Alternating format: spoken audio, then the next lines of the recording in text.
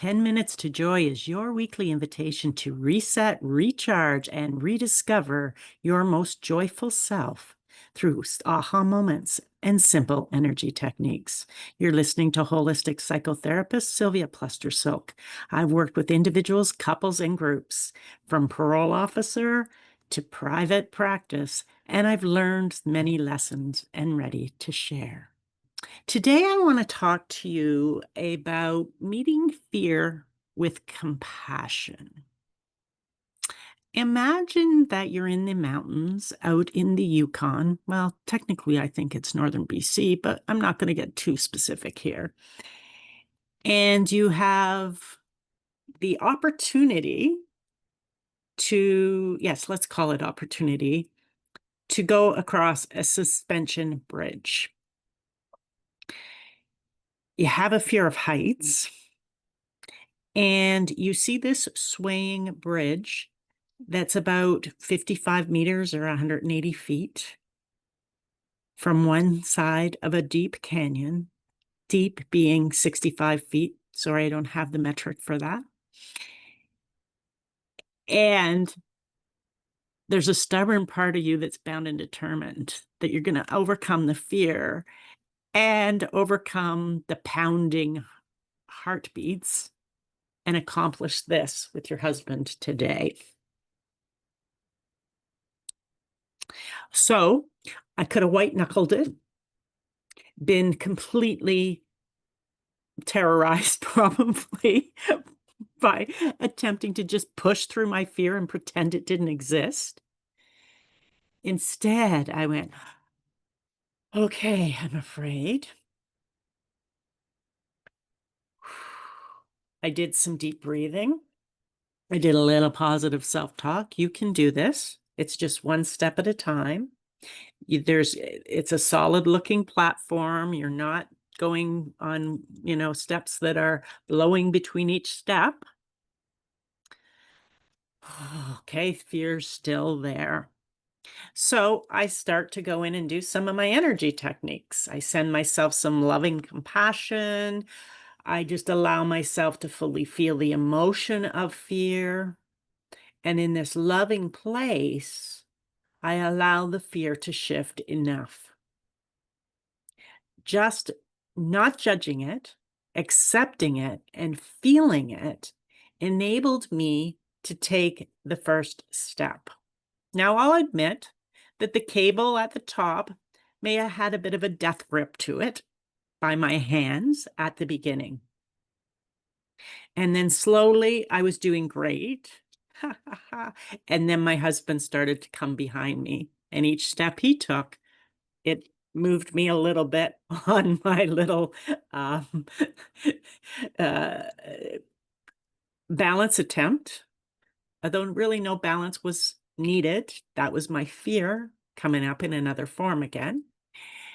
And so again, I just go into deep breathing, reassuring myself I've come out this far. I can do this. I get to the middle and I'm like, it's a really beautiful canyon. I'm going to look at this canyon. So then I think at this point, I'm actually really still holding on to the upper cable. And I look out and it is spectacular. And those of you who know me know that I take a lot of photos on my phone. Out comes the phone because I've got to do this. Again, I'm breathing, I'm reassuring myself, I'm taking the time to notice the safety measures that have been put in place for my brain to recognize that I'm actually physically safe as I'm doing this.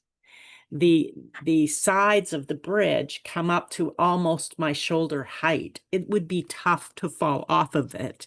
Yet my fear says I'm about to die. So I'm working with my fear. I'm not trying to push it around. I'm not trying to pretend that I don't have it.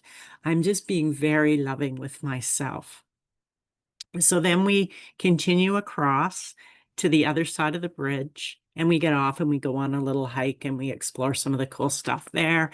And I have to tell you, the memory that's coming back to me right now is that beautiful, pure scent of being in the forest. It was like, I so wish I could have bottled it and brought it home, or been able to do like a scratch and sniff so that you could scratch your screen right now and smell that beautiful clean air. And I love it so much.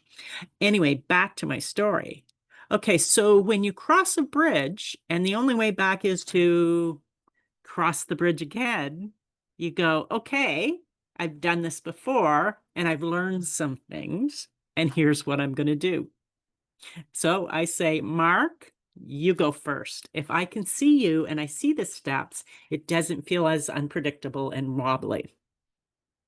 So, of course, he supports me and goes ahead of me. And then I'm like, okay, Sylvia, you've done this once before. You can do this again. So in a loving way, I start to challenge myself. And I'm like, can I do this without any hands? And so it's kind of was like, look, mom knows hands, except my mom wasn't there. And I walked across that bridge. And then I got to the middle of the bridge and I had this beautiful moment of pride. And I have this picture of me standing with my hands wide up in this victory stance because I conquered my fears and I conquered that bridge.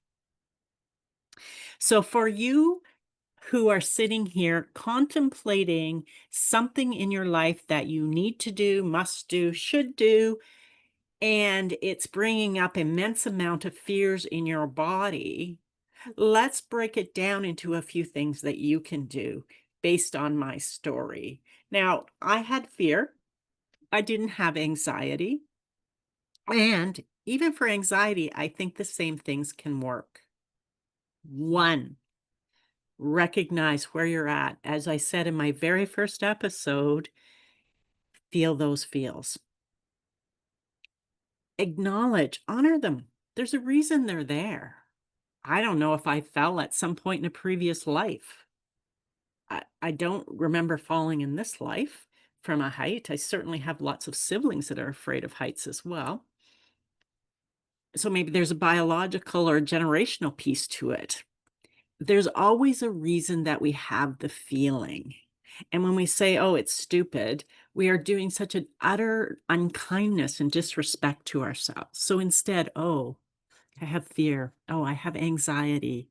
Oh, I'm excited to do this, but I'm trepidatious about this. Whatever the emotion is, just feel that emotion. Allow yourself to get present in your body. Where's it happening in your body? And just allow yourself to feel that as you deep breathe. And you can even say things like, because I created this emotion, I can let it go. Or because I created this thought of I'm going to die, I can let it go. And as you do that and you feel the emotion and you feel the body experience of it, you can actually shift out of it. It's like holding yourself in this big, compassionate embrace, just loving yourself and acknowledging you have even more power than you realize. And then take one step forward, right? It may be a small step. Your first step might be, okay, this is scary and I'm going to be on the stage speaking or something like that. So the first step might be to write a list. What are the things I need to accomplish to go and do that? And then the second thing might be doing the loving compassion energy and breathing and honoring the emotion and just allowing that emotion to flow through you. Sometimes it can be helpful to feel the emotion and see it like a physical manifestation. So it could be a block, it could be a ball, whatever it feels like intuitively in your body, and allow that energy of that emotion to become a liquid. And imagine that liquid draining down or just pouring down seeping down at whatever speed is right for you, down through your body, out the bottoms of your feet into the earth where it can be regenerated into grounded beauty and calm. And as you do that, then you may want to bring in beautiful universal energy, God energy, angel energy in through the top of your head and just fill up any voids. And so those are a few ways energetically that you can feel the emotion, acknowledge it, and then work with it to help release it so that it can be even better. You're not hearing me do a lot of affirmations. It's more really because we can't talk through emotion. When emotion's happening, we need to respond at an emotional level in just honoring that and feeling the emotion. I saw a post recently, and I haven't done the research, that emotions last 30 seconds. I've learned some stuff that that's not accurate, but it's an interesting concept that our emotions only last for a short little stint, but it's the mind stuff that keeps it going. So if we work with the emotion and release the emotion, and we release the thought attached to that emotion, right? So because I think X, I can let it go. I mean, like, I thought that, I can let it go.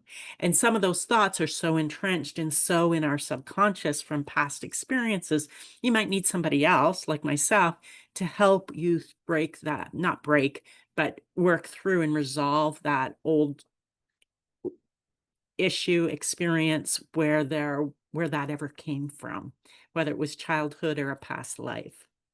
In any event, there is a lot that you can do personally to manage, to honor, to be compassionately loving with yourself when you struggle so that you can be successful and do those things that are like, take my breath away. My God, that is one scary thing.